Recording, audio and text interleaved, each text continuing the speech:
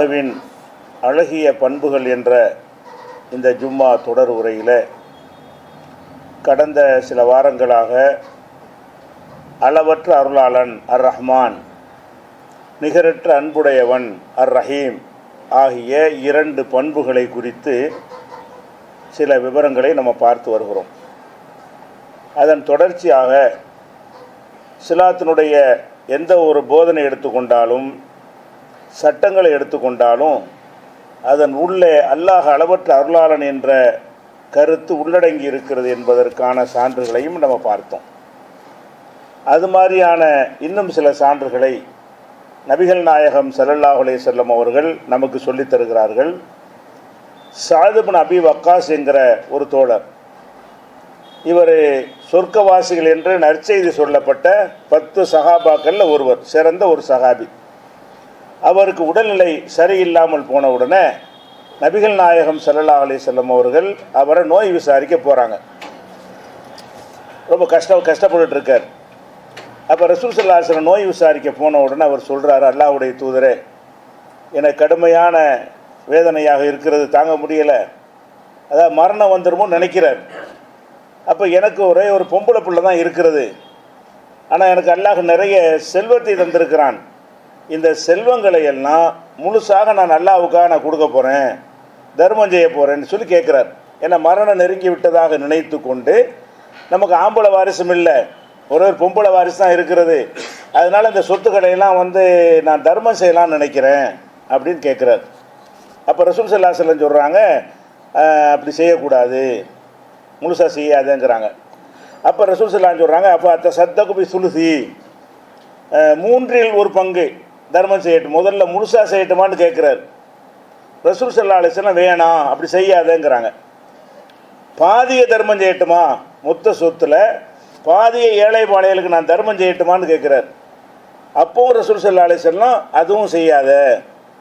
அப்போ அவர் கேட்குறார், 3/4, அதோட கம்மி தானே, 3/4 நான் தர்மம் செய்யட்டுமா? அப்போ ரசூல் ஸல்லல்லாஹு அலைஹி வஸல்லம் சொல்கிறாங்க, 3/4 செய், ஆனால் அது கூட அதிகம்தான், இப்போ சுருது கதீருன், அது கூட அதிகம்தான், அதை விட கொஞ்சம் கம்மியாக செய்ய என்கிற கருத்துப்பட 3/4 அளவுக்கு நீ செஞ்சிக்க என்று சொல்லுகிறார்கள்.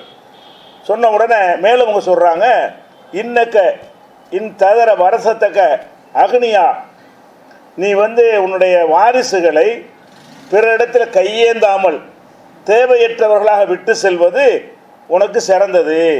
மக்கள்கிட்ட கையேந்தும் நிலையில் விட்டு செல்வதை விட உனக்கு பொம்பளை வாரிசாக இருந்தாலும் உனக்கு பிறகு 4 பேர் கையேந்தக்கூடாது, அப்படி இல்லாமல் விட்டு செல்வது உனக்கு சிறந்தது, அல்லாஹ்வுக்கு தானே என்று எல்லாத்தையும் நீ கொடுத்துறாத என்று நபிகள் நாயகம் ஸல்லல்லாஹு அலைஹி வஸல்லம் இதை சொல்கிறாங்க. இது புகாரில் 1298வது ஹதீஸில் இருக்கிறது. இதில் கிடைக்கிற விஷயம் என்னவென்று சொன்னால், ஒரு மனிதர் மரணத்தை நெருங்கிட்டார். மரணத்தை நெருங்கும் பொழுது தன்னுடைய பொருளாதாரத்தை தர்மம் செய்து மறுமையில் வெற்றி பெறலாம்னு ஆசைப்படுவார். எவ்வளவு தர்மம் செய்கிறோமோ அந்த அளவுக்கு அல்லாஹ் கூலி தருவான் என்று குர்ஆனில் ஹதீஸில் வலியுறுத்தப்பட்டு இருக்கிறது. தர்மம் செய்தால் நன்மை இருக்கத்தான் செய்கிறது. அப்போ மொத்த சொத்தையும் தர்மம் செய்கிறேன்னு சொல்லும் பொழுது அவர் இறையச்சத்தோடு தான் அதை செய்கிறார், இஹ்லாஸோடு தான் செய்கிறார். ஆனாலும் ரசூல் ஸல்லல்லாஹு அலைஹி வஸல்லம் செய்கிறாங்கன்னா அதுக்கு தடை போடுறாங்க, இல்லை அப்படி செய்யாத. ஏன் அப்படி செய்யாதங்கிறாங்க? அவன் அளவற்ற அருளாளன், அல்லாஹ் அளவில்லாத கருணையாளன். நீ எல்லாத்தையும் கொடுத்துட்டு உன் சந்ததிகளை தெருவில் விட்டா தான் அல்லாஹ் திருப்தி அடைவான் என்று நினைத்துக்கொள்ளாத.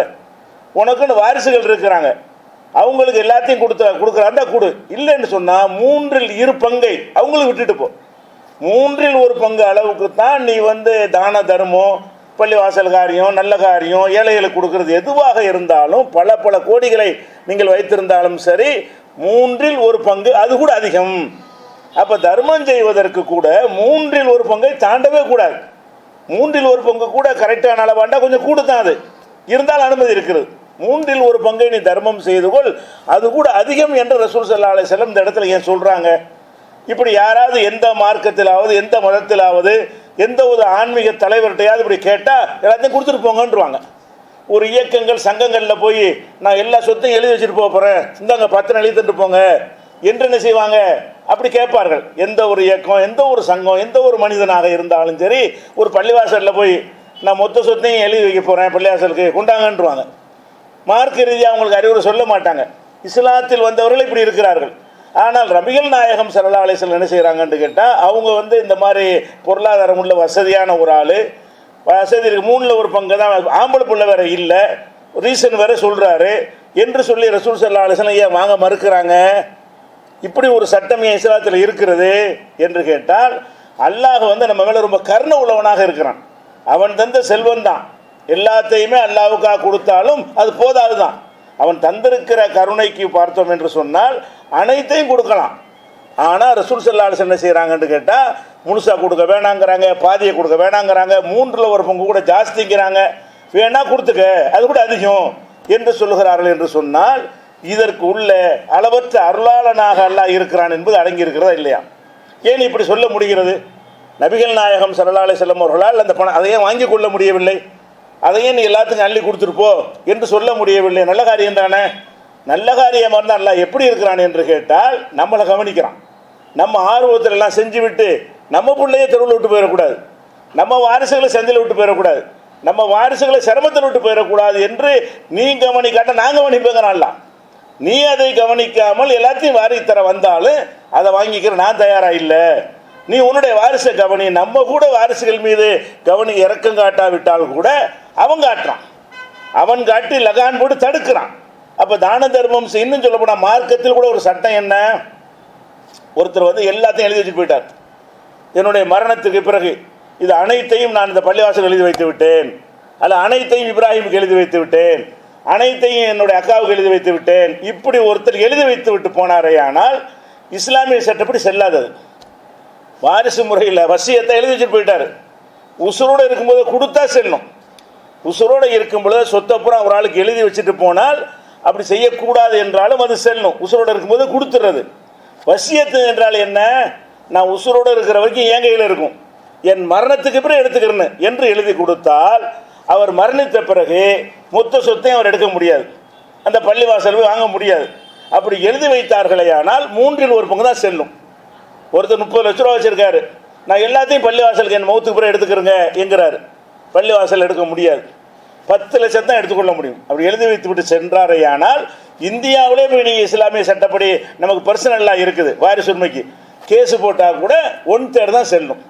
முழு சொத்தையும் ஒருத்தன் வசியத்து பண்ணால் கூட 1/3 ஏன்னு கேட்டால் கோபத்தில் ஒரு ஆத்திரத்தோடு செஞ்சுட்டு போயிடுவான். ஒரு மனிதன் என்ன செய்வான்னு கேட்டால், பிள்ளைகள் சரியாக கவனிக்கலன்னு கோபம் இருக்கும், அல்லது ஒரு மகள் சரியாக கவனிக்கலை, மகன் சரியாக கவனிக்கலை, பொண்டாடி சரியாக கவனிக்கல, ஆத்திரத்தில் மரண வேலை நெருங்கும் பொழுது ஒரு பொருளுக்கு இல்லை என்று எழுதி வச்சுட்டு போயிடுறாங்க.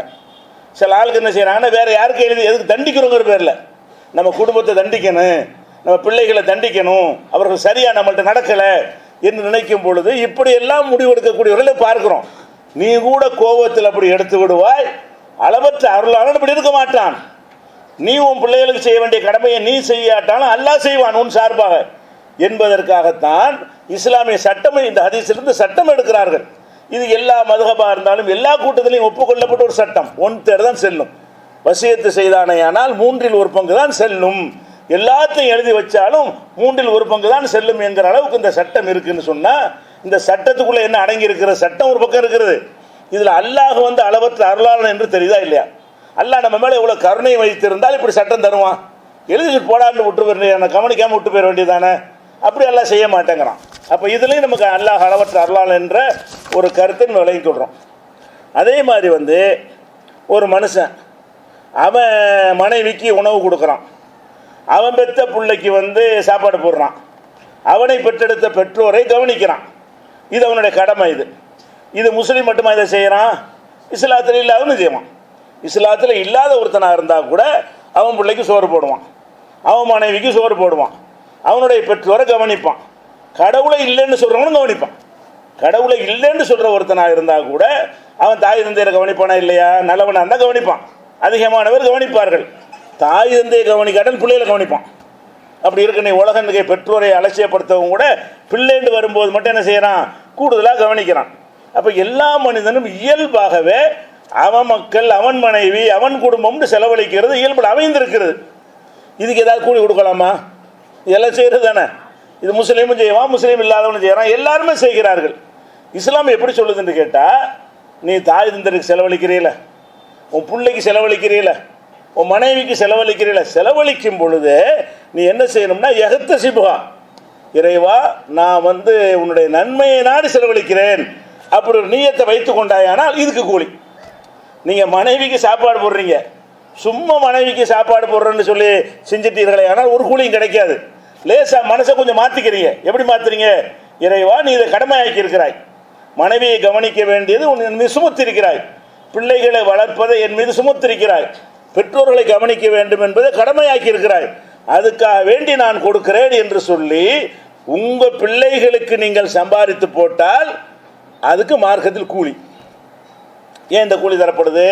ரசூலுல்லாஹ் சொல்கிறாங்க, இதை அன்ஃபக ரஜுலு, ஒரு மனிதன் செலவிட்டானையானால் அல்ல அகிலிஹி, அவனுடைய குடும்பத்தாருக்கு செலவிட்டாலையானால் யகுத்த சிபுகா, அதற்கு மறுமையில் நன்மை எதிர்பார்த்து, எகத்த சிபுனா செய்கிற காரியத்திற்கு மறுமையில் நான் கூலி எதிர்பார்க்குறேன் என்று செலவழித்தானையானால் ஃபஹுவ லஹு சதகா, அது அவனுக்கு தர்மம் செய்த நன்மை பெற்றுத்தரும். கடமையாச்சு, பிள்ளையை கவனித்த கடமை நிறைவேற்றியாச்சு, ப்ளஸ் கூடுதலாக என்ன கிடைக்குது என்று கேட்டால் அல்லாஹ்விடத்தில் கூலி இருக்கிறது. ஏன் கூலி இருக்கிறது?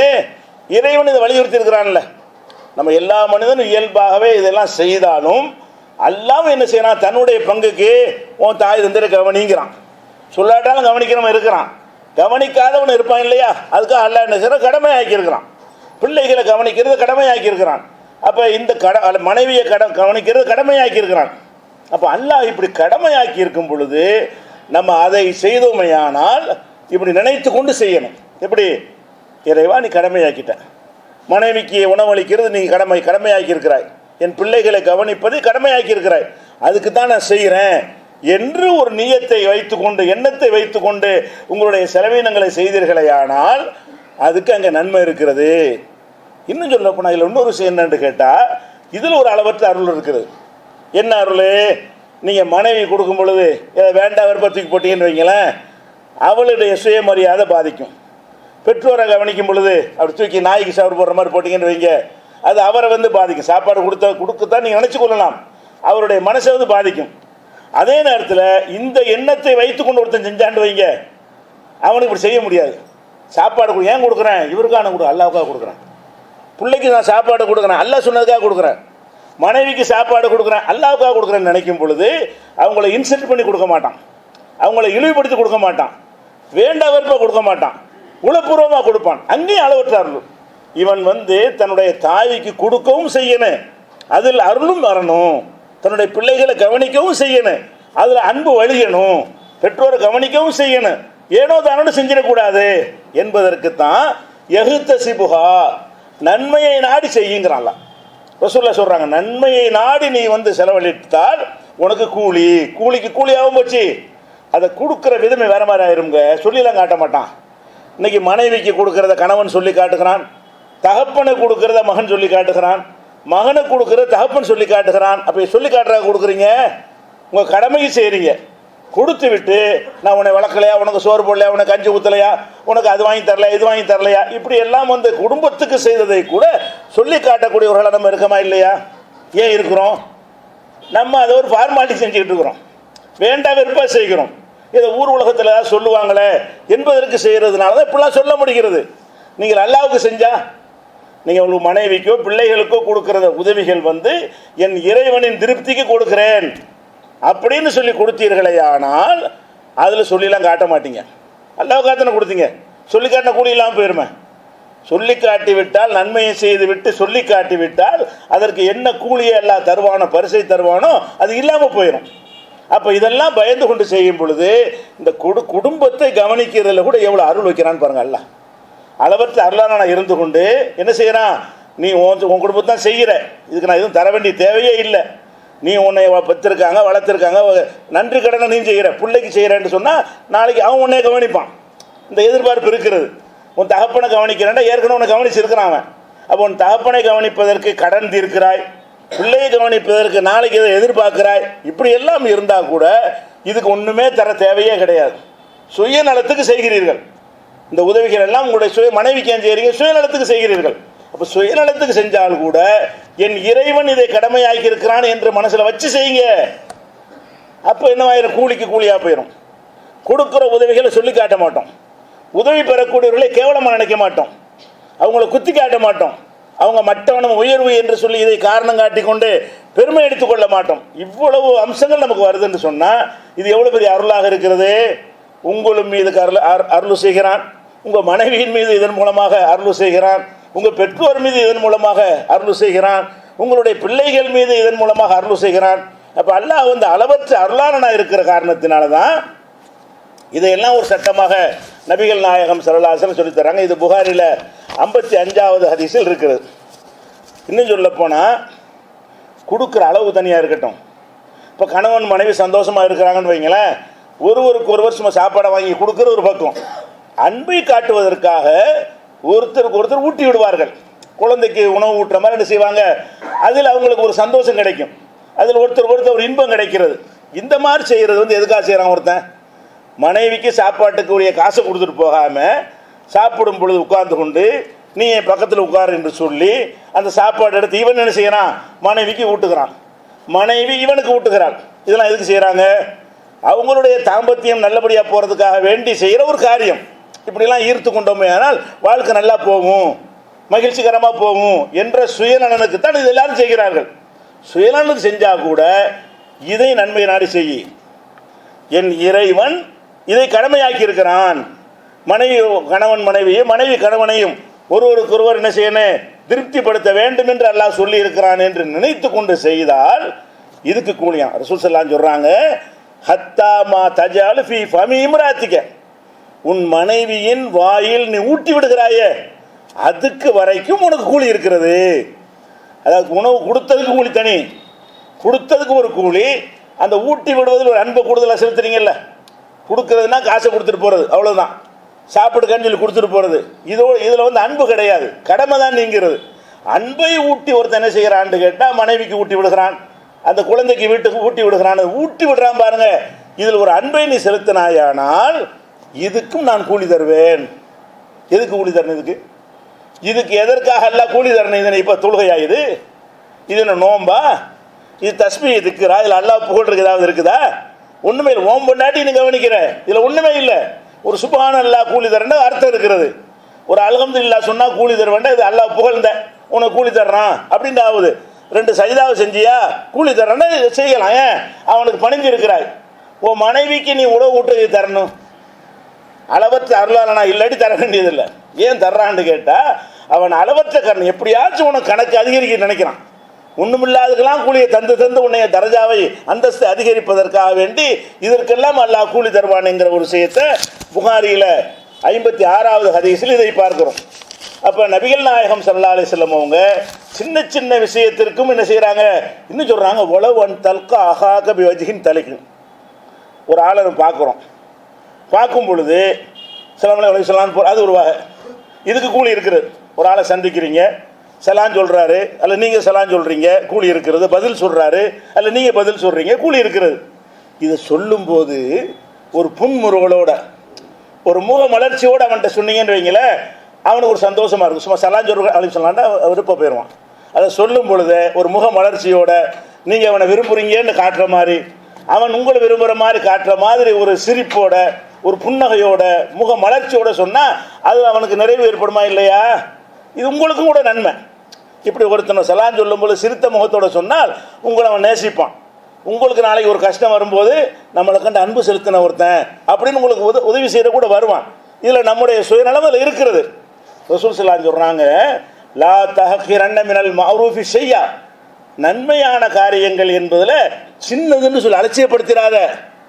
ஒலவ் அன் தல்கா அஹாக பி வஜ்ஹின் தல்கின், முக மலர்ச்சியோடு உன் சகோதரனை பார்க்கிறிய அது உள்பட முக மலர்ச்சியோடு ஒருத்தனை பார்த்தால் இதுக்கெல்லாமா நன்மை நினைச்சிடாத, இதுக்கெல்லாம் நன்மை இருக்குது, நன்மையான காரியங்கள் அற்பமாக நினைச்சிடாத என்று சொல்லிவிட்டு அதுக்கு ரசூலுல்லாஹ் போடுற பட்டியல் என்ன? அல்லாஹ்வுக்கு சம்பந்தம் இல்லாத விஷயம். நீ ஒருத்தனை பார்த்து சிரிச்சின்னா அல்லாஹ்வுக்கு என்னதில் இருக்குது? அல்லாஹ்வுக்கு அல்லாஹ்வுடைய புகழ் இருக்கா? அல்லாஹ்வுக்கு கண்ணியப்படுத்துறது இருக்குதா? அல்லாஹ்வுக்கு அடிப்படையில் ஒன்றுமே இல்லை. ஆனாலும் இறைவன் எனக்கு அப்படி கடமையாக்கி இருக்கிறான், அன்பு செலுத்த சொல்லி இருக்கிறான் என்ற ஒரு எண்ணத்தோடு உன் சகோதரனை பார்த்து முக மலர்ச்சியோடு நீ வந்து சந்தித்தாயானால் அதுக்கு கூலி. முகத்தை திருப்பிட்டு போகாமல் ஒருத்தர் பார்க்கும் பொழுது முகத்தை அப்படி சிரித்த முகத்தோட முகத்தை காட்டினா அது சந்தோஷமாக இருக்கும், அன்பு வளரும். ஒருத்தொடர்ந்து சந்திக்கும் போது இந்த மாதிரி பழக்கம் வந்துருச்சுன்னு சொன்னால் உதவி பேருபகாரம் எல்லாமே அதிகமாகிவிடும். இதற்கு சொல்லும்போது ரசூலுல்லாஹ் சொல்கிறாங்க, இதை செய்தால் கூட மலர்ச்சியோடு பார்த்தால் கூட அதுக்கு கூலி இருக்கிறது, லேசாக நினச்சிடாத. எது கூலி தர்றான்? இதில் அடங்கி இருக்கிறது. எது கூலி தர்றான்னு சிந்திச்சு பார்த்தீங்கன்னா, அளவற்ற அருளான அல்லாஹ் வந்திருக்கிறான், கருணை ரொம்ப கருணை காட்டுறான். இதுக்கெல்லாம் தர தேவையே இல்லை. தருவதற்கு தேவையில்லாத விஷயங்களுக்கெல்லாம் அள்ளி அள்ளி தரக்கூடியவனாக இருக்கிறான் என்பதை இந்த இதுலையும் பார்க்குறோம்.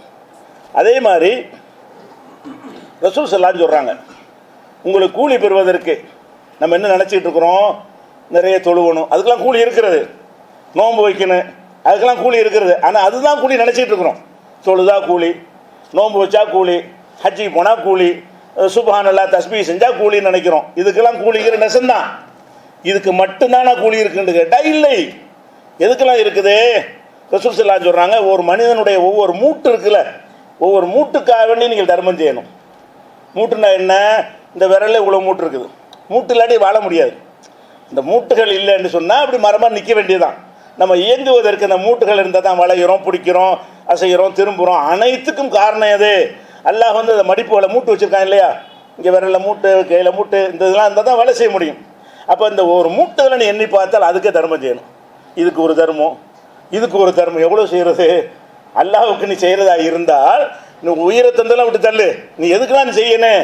இதை மடக்கிறீல, இதுக்கு ஒரு தர்மம், இதுக்கும் செய்யணும். இதை டெய்லி இதை மடக்கிறீல, இதுக்கு அல்லாஹ்வுக்கு ஒன்று செய்யணும். இது வரைக்கும் மடக்கிறீல, இதுக்கு ஒன்று செய்யணும். 5 வரல இந்த மாதிரி ஆகுதுல, அதுக்கு செய்யணும். இங்கனக்குள்ளே மடங்குதுல, அதுக்கு செய்யணும். இங்கே மடங்குதுல, அதுக்கு செய்யணும். இங்கே ஒரு மடங்குதுல, இதுக்கு செய்யணும். அப்போ ஒவ்வொரு மூட்டுகளுக்காக வேண்டியும் தர்மம் இருக்கிறது ஒவ்வொரு நாளும் அப்படின்னு ரசூலுல்லாஹ் சொல்கிறாங்க. சஹாபாக்கள் அது ஒன்று எப்படி செய்கிறது? நம்ம நினைக்கிற மாதிரி ஒன்றுக்கு செய்கிறாங்க, எப்படி செய்கிறது? அப்போ சஹாபாக்கள் கேட்குறாங்க, அல்லாஹ்வுடைய தூதரே, இப்படி இது ஒன்றுமே எங்கள்கிட்ட இல்லாட்டி நாங்கள் என்ன செய்கிறது? அப்போ ரசூலுல்லாஹ் சொல்கிறாங்க, யுஈனு ரஜுல ஃபி தாபத்தி யுஹாமிலுஹு அலைஹா. ஒரு மனிதன் வந்து ஒட்டகத்தில் வச்சுக்கிட்டு ஏற முடியாமல் நிற்கிறான். அவனை அப்படி தூக்கி ஏற்றி உட்கார வைக்கிறான். அட இது தர்மம்டா. நீ எனக்கு காசை கொடுக்குறது, ரூபாயை கொடுக்குறது தர்மம் நினச்சிக்கிட்டு இருக்கிறியா? தர்மம்டா என்ன? தன் வாகனத்தின் மீது ஏற முடியாமல் நிற்கக்கூடிய ஒருத்தனை நீ வாகனத்தில் ஏற்றி உட்கார வைக்கிறாயே, அது தர்மம். இதுக்கு அவன் கூலி தர்றான். நீ துன்யாவில் ஒருத்தர் வந்து நீ இன்னைக்கு செஞ்ச நாளைக்கு அவன் அவனுக்கு செய்ய போகிறான். இதை நீ செய்தால் அதுக்கு தர்மம். வண்டியை வச்சு ஸ்டார்ட் பண்ண முடியாமல் நிற்பான், இழுத்து பார்ப்பான், வராது. போய்கிட்டே இருக்கக்கூடாது. நின்று என்னப்பா செய்து நமக்கு முடியும்னா அதை ஸ்டார்ட் பண்ணி கொடுத்துட்டு போனீங்கன்னு வைங்க, அது தர்மம். காசை தான் கொடுக்கணும், ரூபாயை கொடுத்தா நன்மை அடையணும்னு கிடையாது. ஒரு மனிதனுக்கு இந்த உதவி செய்யலாம். பெட்ரோல் இல்லாமல் நின்று போச்சு வண்டி, அப்போ என்ன செய்கிறது? பெட்ரோலை வாங்கி கொண்டாந்து கொடுக்கலாம், காசை கொடு. காசு செய்ய முடியாட்டா கூட உன் காசை கொடு, இதை எடுத்து நில்லு, நான் வாங்கி கொண்டாந்து தர்றேன் என்று சொல்லி அவனை போடுவதற்கு உதவி செஞ்சேன்னு வைங்க, இது உதவி, இதுவும் தர்மம். அதே மாதிரி வந்து அவ எர்ஃபு அலைஹா மத்தாகும். வண்டியில் உட்காந்துட்டான், கீழே பொருள் இருக்குது, அதை தூக்கி வைக்க முடியலை. தூக்கி வைக்கிறாங்க, தம்பி அதை எடுத்தாங்க, பட வேலையை பார்த்துட்டு அப்படின்னு நம்ம சொல்லுவோம். அப்போ சின்ன ஆளோ பெரிய ஆளோ அவருக்கு ஏறி உட்கார்ந்த ஒருத்தரால் பொருளை எடுக்க இயலாது, இறங்கி தான் எடுக்கணும். இறங்கிட்டு மரம் ஏற முடியாத நிலையெல்லாம் இருப்பாங்க. அப்படி இருந்தால் இது என்ன செய்யணும்? நீங்கள் வண்டியில் உட்காருங்க, நான் எடுத்துறேன், பின்னாடி வைக்கிறேன் அல்ல முன்னாடி வைக்கிறேன்னு சொல்லி அந்த பொருளை எடுத்து அவருடைய வாகனத்தை, அந்த காலத்தில் வாகனம்னா ஒட்டகமாக இருக்குது, இந்த காலத்தில் 2 வீலரு சைக்கிளு இதை வைத்துக்கொண்டு எவ்வளோ கஷ்டப்பட்டு கொண்டிருக்கிறார்கள். அப்போ அந்த மாதிரி இருந்தார்களே, ஆனால் அப்போ அதில் தூக்கி வைத்தீங்கன்னு வைங்க, அது தர்மம். ஒவ்வொரு மூட்டுக்கு தர்மம்னு சொன்னால் நிறைய காரியங்கள் நீங்கள் செய்யணும். சும்மா ரூபா இருந்தால் தர்மம் செய்ய, ரூபா இல்லாட்டி சும்மா உட்கார்றது கிடையாது, இதெல்லாம் செய்யணும் அப்படிங்கிறாங்க. அது கூட இல்லைன்னு சொன்னால் ஒரு களிமுத்து தையிபத்து சதக்கா, ஒரு நல்ல வார்த்தை.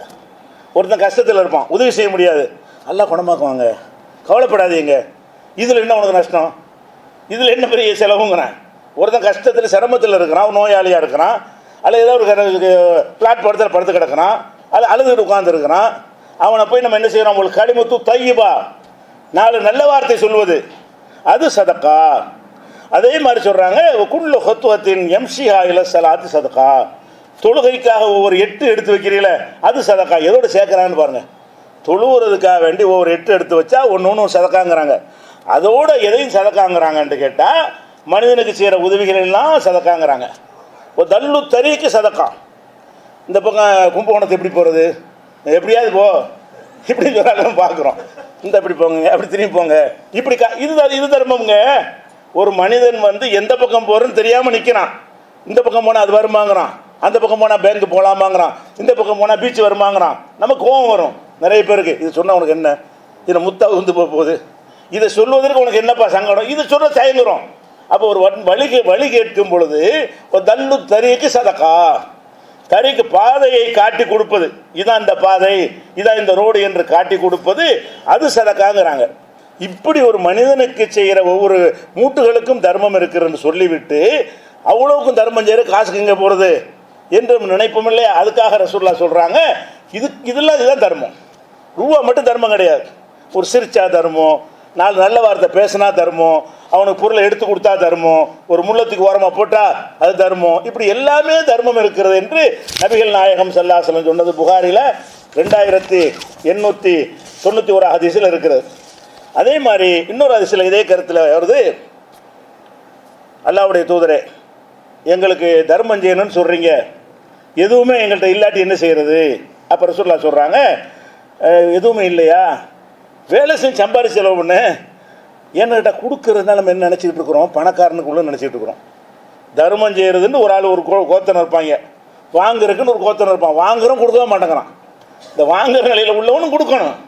நீ வாங்குற நிலையில் ஒருத்தன் கோடீஸ்வரனோட ஒப்பிட்டு பார்த்தால் நீ வாங்குற நிலையில் இருப்பாய், ஆனாலும் உனக்கில் இருப்பானா இல்லையா, நீ கொடுக்கணுமா இல்லையா? அப்போ சில ஆளுக்கு வாங்குறதுக்கே நம்ம பிறந்த ஆளுக்குன்னு நினச்சிக்கிட்டு இருப்பாங்க, எதுவும் கொடுக்க மாட்டாங்க. அப்போ ரசூலுல்லாஹ் சஹாபாக்கள் கேட்குறாங்க, அல்லாஹ்வுடைய தூதரே கொடுப்பதற்கு எதுவுமே எங்கள்கிட்ட இல்லை, நாங்கள் என்ன செய்கிறது? இல்லைன்னா வேலை செஞ்சு சம்பாரிச்சு கொடு, உழைத்து அதிலிருந்து தர்மம் செய்யி.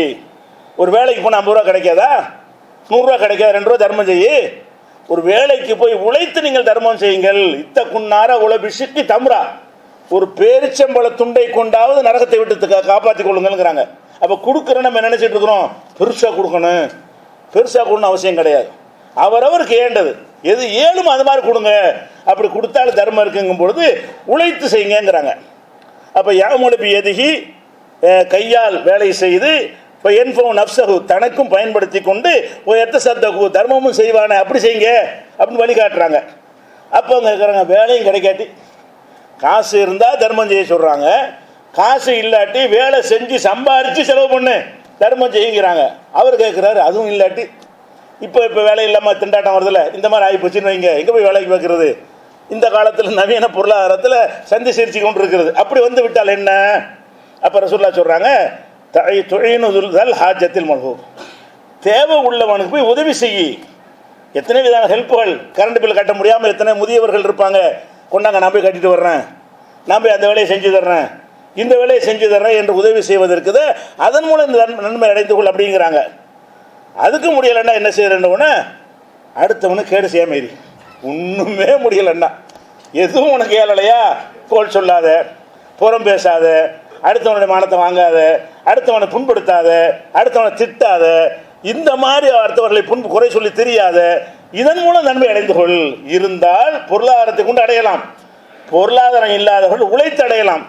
உழைக்கிறதுக்கு வேலை கிடைக்கல என்று சொன்னால், அல்லது உழைக்கிறதுக்கு தெம்பு இல்லை உடம்புல, நானே தள்ளாத வயசில் உள்ளவனாக இருக்கிறேன், அப்போ உழைக்க முடியவில்லை என்று சொன்னால் எந்த உதவிகள் ஒரு உதவி கூட இருக்காதா? ஒரு உதவி செய்யுங்க, அதாவது போய் உதவி செய்யுங்க. அதுக்கு முடியலைன்னு கேட்டால் உன்னால் ஒருத்தனுக்கு கேடு வர பார்த்துக்க, உன்னால் ஒருத்தர் நினைச்சக்கூடாது, எந்த சரும் வரக்கூடாது, நம்மளால் ஒருத்தனுக்கு கேடு வரக்கூடாது, நம்மளால் ஒருத்தனுக்கு கஷ்டம் வரக்கூடாது என்று நடந்து கொள்ள வேண்டும் என்று நபிகள் நாயகம் ஸல்லல்லாஹு அலைஹி வஸல்லம் சொல்கிறாங்க. இது புகாரில் 1445 ஹதீஸில் இருக்கிறது. இன்னும் ஏராளமான ஹதீஸில் இருக்கிறது. இதெல்லாம் எதை காட்டுகிறது என்று சொன்னால், அல்லாஹ் ரஹ்மான் இப்படிலாம் சொல்வதற்கு என்ன காரணம், இந்த மார்க்கத்தில் இப்படியான போதனைகள் சொல்வதற்கு என்ன காரணம் என்று கேட்டால், ரொம்ப கருணையுள்ளவனாக இருக்கான், நமக்கு கற்பனை பண்ண முடியாத கருணை, அளவுக்கு மேலே கருணையாக இருக்கான், அது எல்லை இல்லாத கருணை உள்ளவனாக இருக்கான். அப்படி இருக்க போய் தான் சின்ன சின்னதுக்கெல்லாம் உங்களுக்கு கூலி தருவதற்காக வேண்டி அவன் நிறைய தந்ததுக்கு நன்றி எதிர்பார்க்குறான். எப்படி எதிர்பார்க்குறான்? ஒரு மூட்டுக்கு நன்றியே சின்ன விஷயம் என்னது, ஒரு சிரிப்பு போதும். ஒரு மூட்டுக்கு நீங்கள் கூட நன்மை என்னென்னு கேட்டால் ஒருத்தனுக்கு சின்ன ஒரு உதவி செய்வது போதும். இப்படி அல்லாஹ் அற்பமான உதவிகளில் திருப்தி அடைந்து பெரிய பெரிய கூலிகளை தருகிறான். இன்னும் அல்லாஹ் அளவற்ற அருளாளன் என்பதற்கு நிறைய சான்றுகள் இருக்கின்றன. இன்ஷா அல்லாஹ் அடுத்த வாரம் பார்க்கலாம்.